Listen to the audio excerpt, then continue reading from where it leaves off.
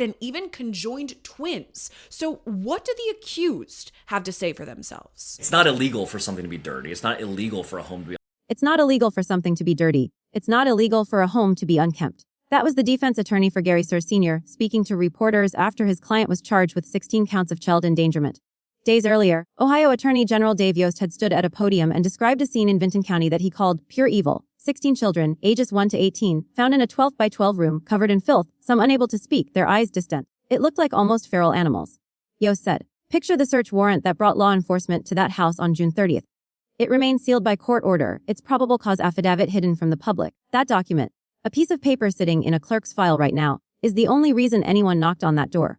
But what it was looking for and what they found are two completely different things. Nobody asked. Nobody answered. Before we go deeper into what the documents actually show, make sure you're subscribed to Crime Files 911. Because we don't just cover the story, we follow the evidence. The Cers family had lived in Vinton County for 4 years. Gary Sr., his wife Christina 67, their son Gary Jr. 36, and his wife Elizabeth 33. Between them 16 children born across nearly 2 decades, starting when Elizabeth was just 15 and married across state lines in West Virginia because Ohio law wouldn't allow it. The children, we now know, were not registered in any school.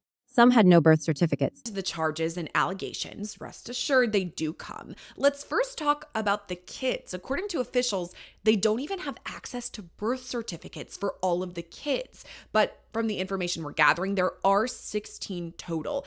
And that means Elizabeth Siders was pregnant almost every single year from 2008 until 2025. Here's how it all breaks down. She had children in 2008, 2009, 2011, 2012, 2013, 2014, 2016, 2017, 2019, 2020, and in 2022, 2024, and 2025, she had twins. And I will note that the twins born on November 20th, 2022, Bailey and Faith, were conjoined twins born at the hospital. Now, they were born prematurely and died of natural causes. And there also may have been more children who were stillborn. That's something we're still working to confirm. But at present, Elizabeth and Gary Jr. have 16 kids that are alive, and their ages are 1, 2, 4, 5, 6, 8, 10, 11, 13, 14. The oldest at 18 could not spell her own name. 2 had to be airlifted to trauma centers, 1 required intubation. Inside the home, first responders found a 12 by 12 room, home to 16 children, ages ranging from 1.5 to 18.5. We will tell you that several of the children are in serious condition. 2 of the children had to be care flighted to level 1 trauma centers because of the nature of the injuries, and it's very, very serious, obviously. The AG actually refused to discuss the kids' emotional state and would only comment on their medical condition. I will tell you this, their medical condition was so severe that the number one concern of the folks who are law enforcement officials who were there at the scene was getting them medical treatment, getting them to safety, to the point where literally their lives were in danger at the time. And yet, as the Attorney General's office partnered with the county prosecutor to file 16 identical felony counts of endangering children, each carrying up to 12 years, the defense began pushing back with a single, startling argument that the state was criminalizing poverty. The same attorney who said dirt isn't illegal called the AG's statements hyperbolic and disingenuous, claiming that older children had social media profiles, so they couldn't have been illiterate or truly confined. Inside and out, it's Law and Crime's very own host of Crime Fix, Anjanette Levy. Anjanette, I think this is your first time on Scandal. Thank you for coming on. I think it is my first time. Thank you for having me. It's this will be really fun that we get to unpack this together. Yeah, I'm so excited because we're coworkers. I've known you for years, but you are really the one who is spearheading this case. I mean, you're the one who's on top of all of it. And interestingly, I'm sure a lot of our viewers know you are out of Ohio. You're from Ohio. So my first question for you is, can you explain this area for me in Ohio? Yeah, definitely. So Vinton County is a rural area. It's very beautiful for people who don't know. It's very green down there. Lots of, some lakes and things of that nature. There's not a lot of people who live there. The population's around 13,000, maybe a little less. But it's a beautiful area, but it's also an area that's pretty poor. It's down kind of in Appalachia, and there are a lot of hardworking good people who live down there. But there are also a lot of people who struggle to make ends meet. So I actually went to summer camp down there when I was in junior high once. I had one summer camp excursion ever in my whole life, and it was in Vinton County, and it was beautiful down there. It's a really interesting area. It seems very picturesque, but to your point, especially since I've kind of dove into this case, it does seem it's a very small area that maybe not the most amount of money in the county. And then to see something of this, I mean, I know that you've worked in news for years. Well, I've come across a lot of cases where children have been found, living in awful, horrific conditions. However, I've not come across a case where they went in and discovered 16 children who apparently belong to one set of parents in one room. It's been described as 12 by 12. They said that was an estimate. And they claim these kids were in a room where there was feces, that there were flies and cockroaches, that type of thing. So, I have covered cases and really horrific, awful child endangering cases. But I haven't covered one where they came out and said, yeah, we went in and we found 16 children ranging in age from 1.5 to 18, and they're all in the same room, and nobody knew they were there. The law enforcement agents and the attorney general claims that they talked to the neighbors, and the neighbors didn't know there were kids living there, which is stunning to me, because if you have kids, you know that it's hard to keep them still for long at all. You would think these kids might be out in the neighborhood running around, riding bikes, and there was even a bike that we saw. And He even suggested the AG hadn't seen the inside of the house himself. Press conference where the state AG is making these hyperbolic, extravagant statements about what he saw, where the sheriff is talking about livestock, is just simply, it's beyond disingenuous, frankly. It appears to me, from what I understand, that these people are really just trying to criminalize poverty and an extremely impoverished family. As many people in the media have already noted and have already discovered, the kids who have been described as feral, been described as illiterate, it's my understanding that as the internet does what it does, it's come out that these older kids had social media pages, Facebook pages, Snapchat pages, which speaks to a couple of things. Number one, if they're so illiterate, how are they posting things online? Number two, if these are kids who are trapped in this place, how are they able to have... Typically, when you see cases where people are trapped or they're not allowed to go do things freely, they're not given internet access, they're not given social media pages. Furthermore, I have seen the inside of this house. I'm pretty sure that the state AG did not see the inside of this house, because when he was making these descriptive statements about what he saw or what he smelled, I'm going to go ahead and guess that he was getting that secondhand from a number of people. And I think for him... I wanted to ask you about this too, because there's been reports, the attorney general went on record and said those things, some of these children can't even speak. But then you spoke to the attorney for Gary Sr., who said, okay, some of these kids had social media. So what can you tell me about the condition of the kids that we know? Yeah, I mean, their level of literacy and their ability to speak, I'm not so sure we have a definitive answer on that. Some of the older children do have social media accounts. The oldest child is 18, and then there's a 17-year-old, and if you do the math, the ages go down from there.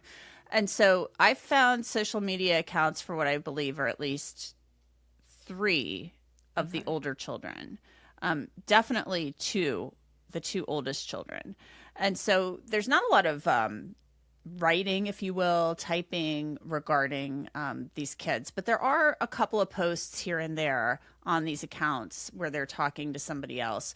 Somebody also shared some screen grabs of private messages between some of the children, the older children, and somebody else, a so-called internet boyfriend, whatever that means, somebody from overseas who was allegedly an internet boyfriend of the older girl, but they have since broken up. And, that could be a voice to text type message. We don't know. Oh, right. We don't know how those messages were, initiated or whatever. But there is one that does appear to show one of the girls speaking, saying one word. I think there are some questions about, okay, can they all really speak? Are they semi-literate? But we know they weren't in school, so they weren't getting any type of official public schooling. This is the irony explosion, the gap between the official charge and the counter narrative that living in squalor doesn't equal abuse. But Ohio Revised Code Section 291922 makes clear that serious physical harm, including severe malnutrition and developmental deprivation, is exactly what the law forbids. The evidence, according to the state, includes not just the room with feces and insects, but medical records showing life-threatening conditions. Nobody asked, nobody answered. Here's the thriller question. If the original search warrant wasn't about the 4 misdemeanor indecent exposure counts filed against Gary Jr. that same day, and officials confirm it wasn't, then what were they really looking for when they walked into that house? The warrant is sealed. The investigation's origin is a black box. And in a county of 13,000 people, a family with 16 hidden children lived undisturbed for 4 years, neighbors claiming they had no idea. What else could be buried in that sealed affidavit that might reveal how deep the system's failure runs? Because you and I were talking before we were recording, but I want all of our viewers to know about this. So there's been some misconception about what led to the search warrant, why it was served. There's some reports about the indecent exposure with Gary Jr. But can you explain, do we even know why the search warrant was served in the first place? Yeah, we don't. It's really kind of wild because the Vinton County Sheriff's Office, and they were being assisted by the Ohio Bureau of Criminal Investigation, which is not uncommon in that area because these are smaller law enforcement agencies. They got a search warrant and they went there to investigate and look for evidence of some sort of crime. And I think because these 4 misdemeanor public indecency counts were filed against Gary Jr. on the same date the search warrant was executed, people kind of thought, oh, it's related to that. I've been told it's not part of that misdemeanor case, that this is something else.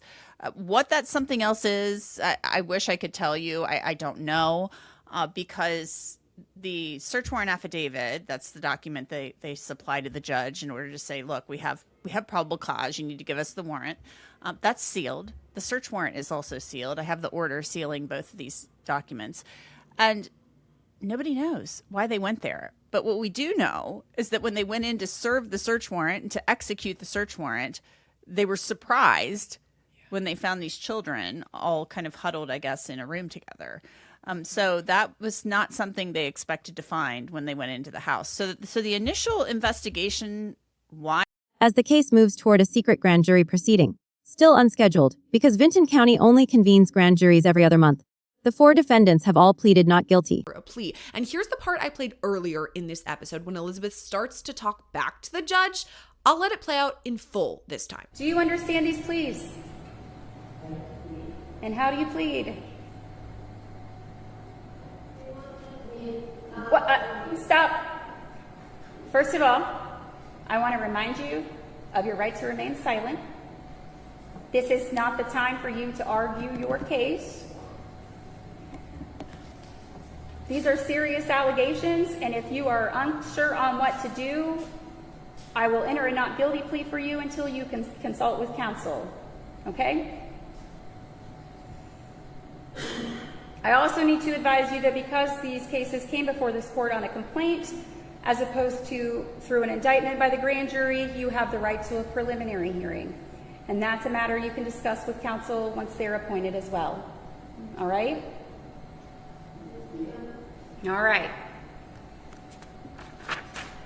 Gary Sr. was released on his own recognizance after a fall and a serious medical condition that threatened to bankrupt the county if they had to pay for his jail health care. The only medical expense the county could face. His medical care could potentially bankrupt Vinton County. This was a new update just this week when Gary Sr. was given bond and taken to the hospital. Gary Siders Sr., the older Gary Siders, was provided with a bond today, an OR bond. Let me explain the circumstances around that.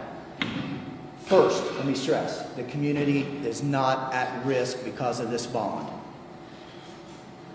Yesterday, as you all know, the cases were scheduled for preliminary hearing. During the transport, Mr. Siders fell and had a medical issue that required treatment and assessment. O'Glennis Hospital was where he was taken, and it was determined at that point upon some tests that O'Glennis did that Mr. Cers Sr. has a serious medical condition that requires specialized care in a hospital outside of this area. Practically, and I don't know if you folks know this or not, but when defendants are housed in county jails, it is the county's responsibility to pay for the medical care.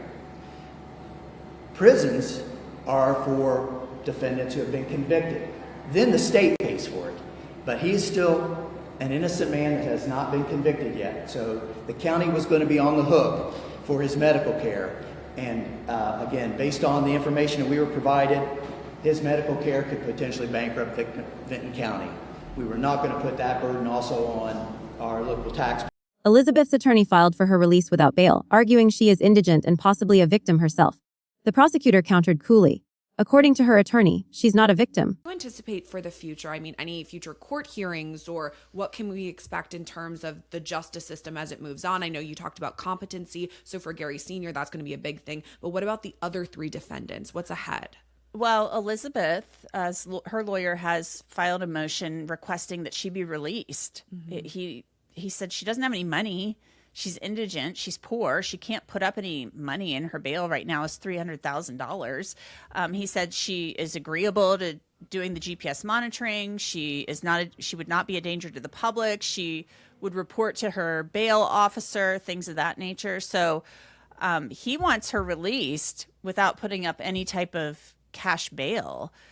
Wow. Which I find interesting. I will be very interested given the fact that during one of the press conferences, somebody asked Prosecutor Archer, the Vinton County prosecutor, something like, her attorney's saying you're investigating whether Elizabeth is a victim. And he kind of had a really interesting response to that. He said, well, her attorney says she's not a victim.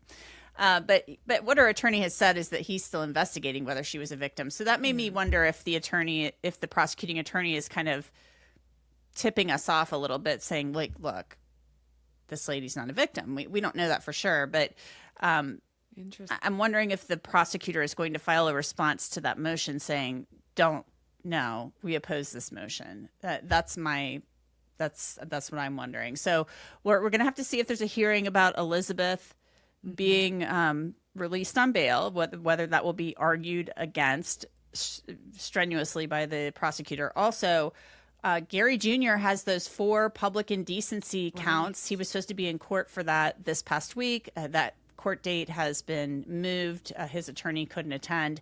So we'll be looking to that. That tension, whether the 33-year-old mother married at 15 and pregnant almost yearly is a perpetrator or another casualty, remains unresolved. Indoctrinated. What can you tell us about the Elizabeth of it all? Yeah, so that's what we know is that Elizabeth, she grew up in Gallia County. That's a neighboring county to Vinton. And again, a county that's in Appalachia that is rural. It's not a wealthy county. But she grew up in a family. It's my understanding she met Gary Jr. and his family. They were all living in the same mobile home park years ago. Her brother, one of her older brothers, said that Elizabeth was indoctrinated. Now, into what? We don't know what that means. I mean, indoctrination can mean a lot of things. And this is his claim on Facebook. Right. He also said he hadn't seen her in a long time until recently. But he also said that she chose to follow this family. So it appears that Elizabeth got pregnant, married Gary Jr. in West Virginia when she was 15. He was 18. She had a baby a short time later. She was pregnant when they got married. And then, she had babies almost every year since. So what she was allegedly indoctrinated into, according to her brother, I don't know. There's been another Cers family member who's spoken out and said that he was of the understanding that Elizabeth didn't have a great home life back then. Yeah. Meanwhile, the children are in foster care, and the state has promised resources. Kids go from now because they all need to be placed somewhere safe. And I will say that the attorney general, the prosecuting attorney, everyone has said the number one thing here is that the kids are safe. Like, that's our number one goal. So what happens to the kids now? Well, the kids, from everything I understand, have been placed in foster care. And whether those are families in Vinton County, maybe they've gotten some assistance from surrounding counties, we don't know. That information is always kept private when children are placed with specific families and things like that. But it was certainly going to place a strain on the social services agencies there in that small county. So it's our understanding these children have all been placed with some type of foster families. There are times when they will find family members who they believe are suitable to care for children. But we're talking 16 children here. Yeah. And some of them are toddlers. That's a lot to take care of. The older children may require a little less, direct hands-on care, but when you've got little kids running around, that's a lot. And we're talking 16 kids. So we're told they're all safe and in good place. But the fundamental question persists: how do you miss 16 children for 4 years? Nobody asked, nobody answered. Now, we want you to go look at the case docket yourself. Search the Vinton County Court of Common Pleas online records for State of Ohio v. Gary Cers et al. And examine the criminal complaints filed on July 1st, 2026. Read the 16 counts. Then tell us in the comments, based on what's public, what do you think that sealed search warrant was really after? If you want more investigations that track the evidence, not the outrage, like and share this video, subscribe to Crime Files 9 to 11, and hit the notification bell. We'll be back with the next development.